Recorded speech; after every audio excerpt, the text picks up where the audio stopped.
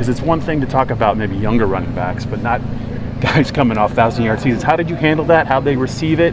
And how do you think you've been able to kind of do with them so far in? Well, they want to be elite. Yeah. And if you're going to be elite, you're never satisfied with what you've done in the past. You're always trying to take the next step forward. And it was just a matter of them showing them the film and showing them the standard of how they're going to be coached, and them receiving it the right way. And hey, they want a lot of big things for this football team. They want a lot of big things for their futures after this place. And there were some things they really need to work on. Legit. It was legit, and just film validation showed them, and they received it well, and that's what we've been doing every day. Was there anything in particular with either one of them that you wanted to really maybe kind of modify? So the instincts are there, but not necessarily the understanding of what they're doing. They were always reacting at a high level, at an elite level. Now it's time to anticipate. Mm-hmm. All right, in order to do that, you got to learn defense. You got to understand how your formation is going to set a defense and how that defense is going to fit that formation. You got to understand linebacker flow. You got to understand indicators and pass protection. All that stuff was not developed, right? So they had a huge learning curve as far as that's going, and we're trying to slow the game down. And to be quite honest with you, the game is just now starting to slow down for them on those things. So it was a huge learning curve of just taking their learning to the next level. To be elite, that's what it's got to be. Was there a moment in camp with either one of those guys where you saw what you were teaching them all off season come into action on the field? Yeah, every single day. That's the one beauty about those two, is that you can drill it, you can coach it on film, and you're going to get the carryover in practice. That's what you want, right? It's just you got to stack it. You just got to do it one thing at a time, right? Not to overload their thought process. Let them focus in on one thing at a time. So we just kind of just spreading their weaknesses out over the camp time, and it's been great. Stan, how do you divvy up snaps when you have two veteran guys and then so many young guys kind of competing for those backup? Yeah, that's a common question I always get. Well, they're a part of the game plan. When we sit down and we go through the practice scripts and all that stuff, I make those two guys look at their scripts together. All right, what reps are you going to take? What reps are you going to take? I don't want them taking the same reps, so we split the reps if there's a similar play within a play call or whatever it may be. And we just even them out. I'm always tracking their numbers, always tracking their power loads, making sure they're set and ready to go. But they're taking even reps right now. And then what about the younger guys? How do you kind of work them into it when you have to establish? Yeah, after our first scrimmage this past Saturday, we're still trying to find out who's going to be the 3, who's the 4. Who are those guys? So it's been, how can I say it, based on performance. You may be running with the 2s today, and if you have a bad day today, you're going to be running with the 3s. So it's a creative way of creating competition. They're very competitive that way. They understand that the competition's in the room. All right, and so every rep, whatever rep they get, they are really taking it with some intentionality, which is really good to see. Cam had a serious injury last year that he had to come back from. James talked about that physically. He's back, working through some of the mental stuff that comes along with that. How have you seen him? Every day getting better. Every day. He had a better day today than he did tomorrow. So if he keeps stacking that, I think he's going to be to the point where he's going to be game ready. It's just a matter of confidence, though, right? Every day he gets a little bit more confident on those ankles, and he's been doing a phenomenal job of learning the plays and just putting the execution behind it with some confidence. That's all we're waiting for. As a coach, when you're coaching someone who went through what he did physically, what do you kind of do to give him that confidence to maybe help him along a little bit in that area? Well, it's been his journey. I think the training room has done a phenomenal job. The strength staff's one of the best I've ever been around, if not the best I've been around. Thanks, Trout. So he understands the resources that are around him are elite. All right, that's not their first rodeo with injuries, right? And they know what they're doing, and they've done a phenomenal job of getting them back.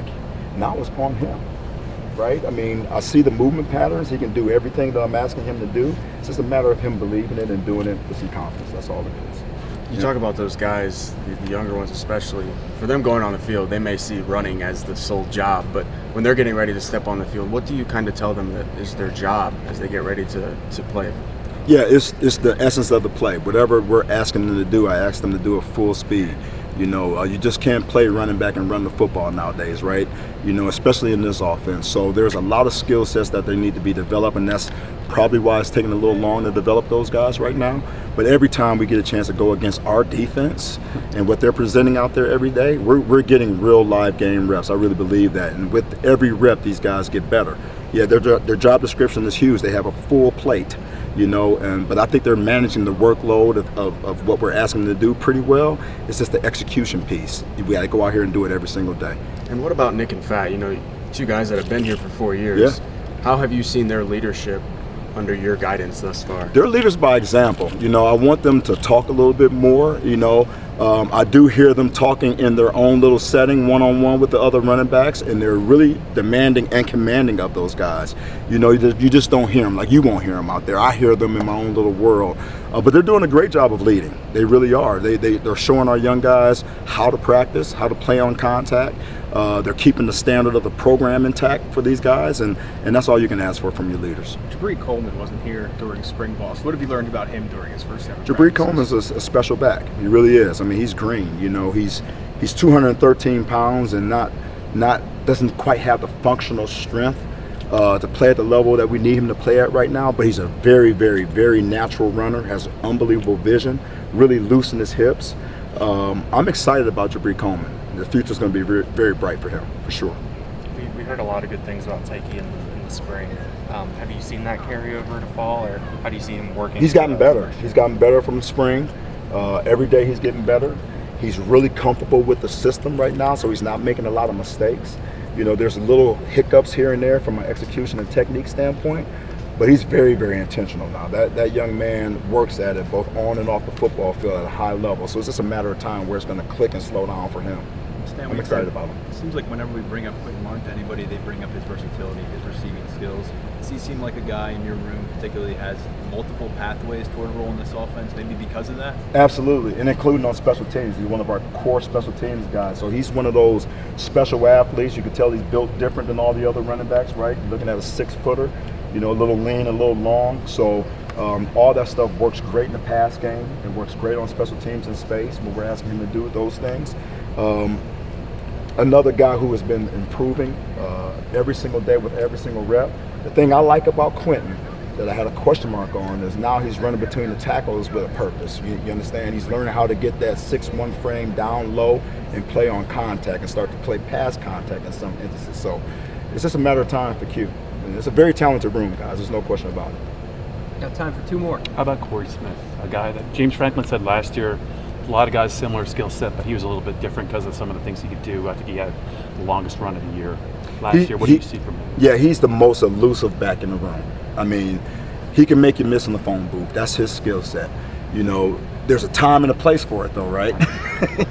So it's a matter of him timing up the skill set to his advantage and understanding when it's a disadvantage to be that style of runner. He's starting to play behind his pass. I love what he's starting to show in pass protection, being the smallest back in that room. He's a tough kid, and I tell you what, he's maturing. So with his maturity off the field, it's coming more favorable actions on the field. That makes sense. It's all tied together. So he's still growing. I would like to have had him had a better day in the scrimmage, but the one thing I like about him is that he's responding to every pressure situation that I put him through right now. So he's growing. He's growing. Do you have a timeline in mind for that RB3 competition? Is that something you'd like to have a clear thing in mind going against Nevada August 30th, or do you see advantages to letting that play out pretty deep into the season potentially? I would love for it to be declared right now. Okay. That makes my job easy, Sure. right? But that's not what I'm here for. I'm here to develop those guys, and to the credit of this staff, they did a phenomenal job of recruiting Penn State quality type running backs, okay? And all these guys bring a skill set to the table, but they just got to grow up and they just got to keep on practicing. I think it's going to take some time because when one guy has a bad day, another guy has a good day. And the problem that we're having with the 2s and the 3s right now is that we're not very consistent in having good days back to back as individuals right now. So that's what I'm waiting for. I'm just waiting for the consistency, the guy who's going to make the least mistakes and stack days back to back to back to where I can sit there and say, okay, he's game ready. And I'm just not ready to do that yet. Thank you. Thanks, Stan. Stan.